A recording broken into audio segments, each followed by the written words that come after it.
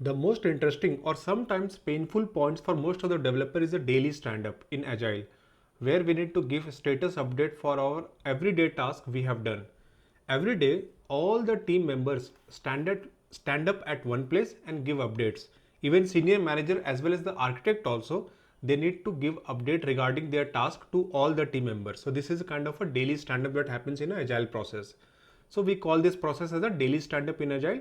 It can be of time approximately 15 minutes to 20 minutes, where you need to give updates on the three things. That is what you have done yesterday, what you are going to do today, and is there is any blockers or did you stuck somewhere.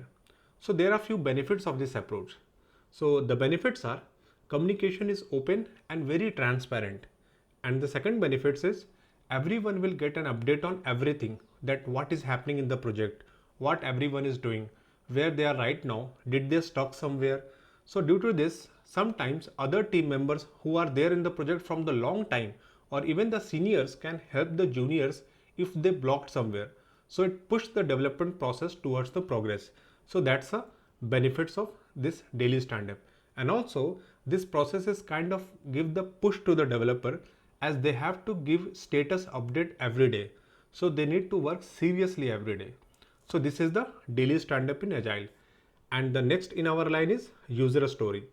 Well, when you get the requirement of any feature or a project from the customer, you can't develop the complete feature at one go.